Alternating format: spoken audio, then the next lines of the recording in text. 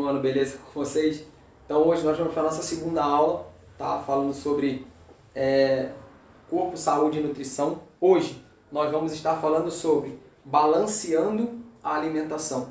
Então hoje a gente vai estar entendendo um pouquinho melhor aquela parte do balanço da alimentação, principalmente da parte calórica e tudo mais. Então vamos lá. Primeiro, o que é uma alimentação balanceada? O que você acha que é uma alimentação balanceada? Uma alimentação saudável e balanceada é composta por comidas de verdade, ou seja, alimentos que vêm da natureza como frutas, legumes, verduras, cereais integrais, carnes com pouca gordura, peixes, ovos e água. Além disso, alimentar-se várias vezes ao dia estimula o metabolismo. Então, vamos lá, o que é uma alimentação saudável? É você se alimentar de coisas que venham da própria natureza, que não sejam coisas industrializadas. Ah, professor, às vezes é difícil? Mas tem coisas que você consegue, a fruta, o legume, a verdura, a própria água. A gente às vezes quer muito mais beber um refrigerante ou beber um suco do que beber a própria água. E o que vai ajudar mais o nosso corpo é a água, não o suco e o refrigerante. O suco e o refrigerante vai ainda prejudicar muita coisa no nosso corpo, porque ele tem muitas coisas industrializadas no meio dele que podem fazer mal para nós. Então, assim, a gente precisa entender primeiro que a alimentação balanceada ou alimentação saudável sempre vai ser feita com coisas de verdade, com comidas de verdade. Que são o quê? Como eu falei, frutas, legumes, verduras, cereais integrais, carnes com pouca gordura, peixes, ovos e água. Então essa é a primeira coisa.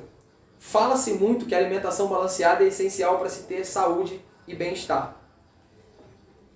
Por que falam isso? Porque desta maneira previne-se diversos males decorrentes da má alimentação, como colesterol e triglicerídeos.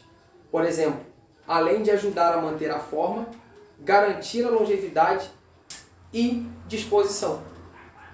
O que eu estava conversando com vocês na aula passada? Simplesmente sobre essa situação da gente comer muito alimento industrializado. Às vezes a gente come muito alimento industrializado e esses alimentos não vão fazer bem para a nossa saúde. Esses alimentos eles vão ser ricos talvez em colesterol, eles vão ser ricos talvez em gordura ruim. E com isso não vai fazer bem para você, não vai fazer bem para a sua saúde. Então nós precisamos entender que isso precisa ser controlado na nossa alimentação. Nós não podemos ter uma alimentação só disso.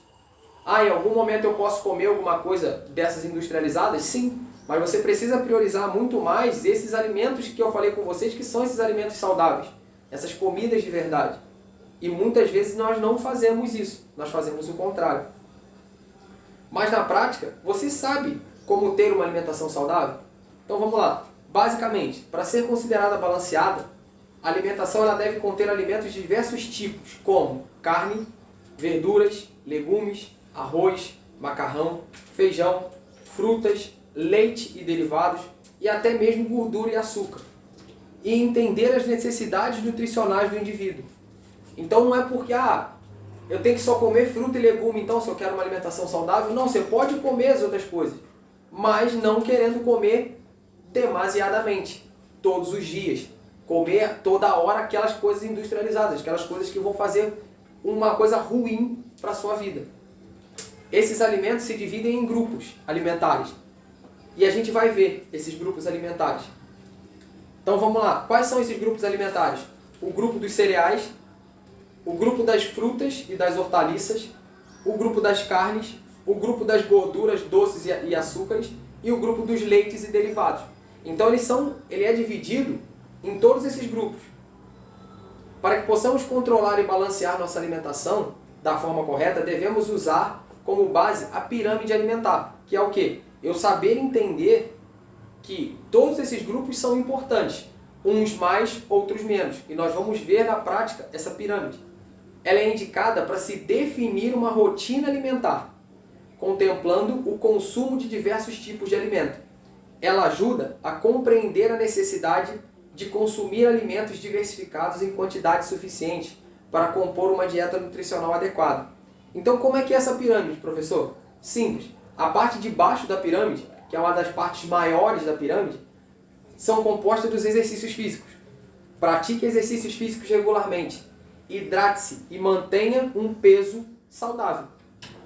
Então essa parte principal da pirâmide.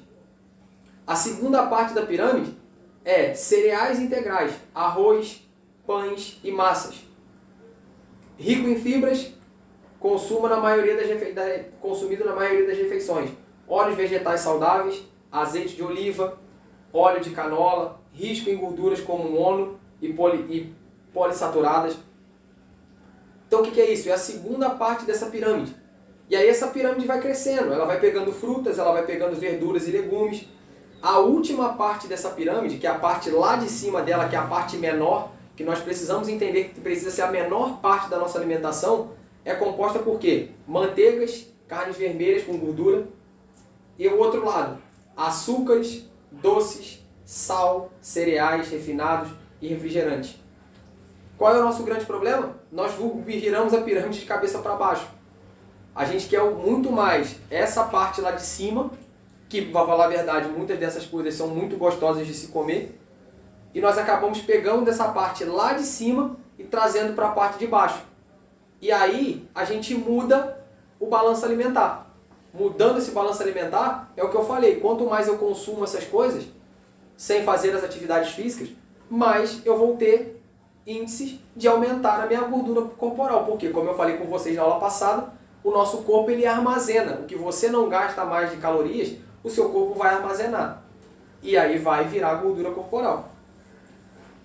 O primeiro esquema alimentar em formato de pirâmide foi delineado pelo Departamento de Agricultura dos Estados Unidos em 1991. Desde então, em consequência dos avanços das pesquisas científicas, são estruturados novos esquemas, adaptados aos hábitos e às necessidades de cada sociedade. Um dos mais completos foi desenvolvido em 2003 pela Harvard School of Public Health, um dos maiores centros de estudos sobre saúde pública nos Estados Unidos. Ele tem como base a prática da atividade física associada à manutenção de um peso saudável e a adequada hidratação. Foi essa pirâmide que eu mostrei para vocês, que eu falei com vocês. A parte de baixo dela é muito mais atividade física e hidratação adequada, mantendo um peso saudável. Nesse esquema é estimulado o consumo de cereais integrais, gorduras saudáveis, frutas e hortaliças, enquanto o consumo de alimentos como carnes vermelhas, gorduras, cereais refinados e bebidas com sal ou açúcar é indicado desde que esporadicamente. É o que eu falei, o grande problema nosso é o contrário. Isso era para ser consumido esporadicamente, gordura, açúcar, bebidas com açúcar e sal, essas coisas eram para ser consumidas muito esporadicamente, com muito poucas vezes na semana. Só que a gente faz o contrário, a gente quer todo dia comer e fazer essas coisas. Como citado anteriormente, a pirâmide alimentar é apenas uma referência a ser utilizada para se ter uma alimentação equilibrada. Juntamente com ela, outros mecanismos devem ser usados para o planejamento de uma vida saudável.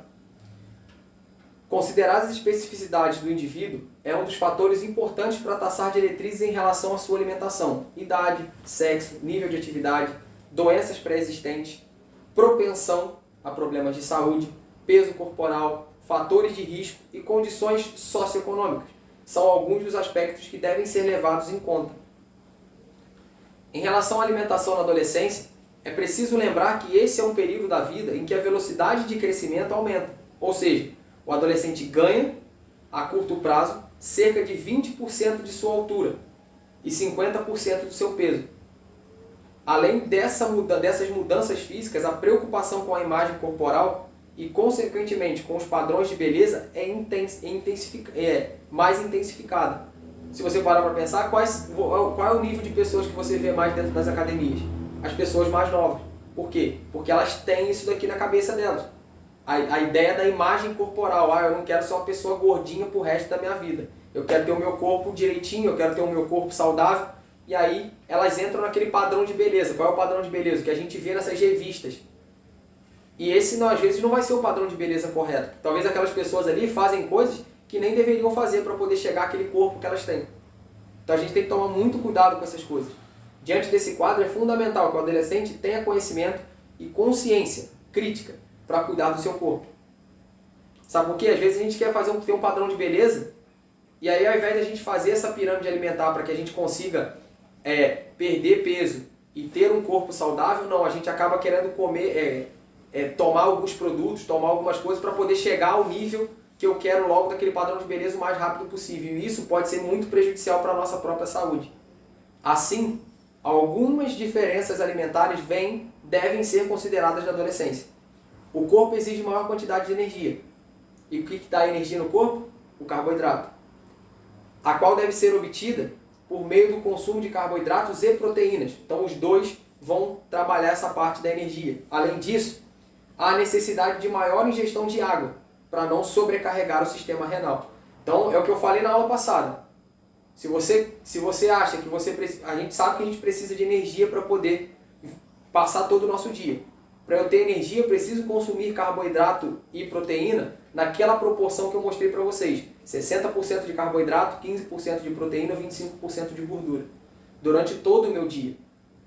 E eu preciso tomar água de hora em hora. Para quê? Para que eu possa ter o meu sistema hídrico dentro do meu corpo funcionando da forma correta e eu não sobrecarregue o meu sistema renal por causa de eu não querer beber tanta água como deveria. De acordo com Afonso, Sonati e Vilarta, 2007, na adolescência existem também maior necessidade de ferro, justificada pelo aumento da massa muscular, principalmente em relação aos meninos e pelo início da menstruação em relação às meninas. Então, assim, o aumento de ferro é muito grande na adolescência.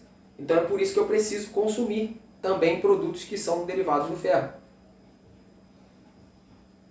Então, assim, o restante que eu vou querer passar para vocês, essa é a parte do resumo da aula. Essa é a parte simplesmente resumida do que a gente vai estar falando no online nessa semana. Então, que vocês possam desfrutar disso daí no que diz respeito para que vocês depois possam estudar para a prova. E aí, o restante vai estar sendo passado para vocês no online para que vocês possam ter uma noção maior de como é tudo isso. Beleza, galera? Então, beijo, abraço para todo mundo e a gente se vê na próxima.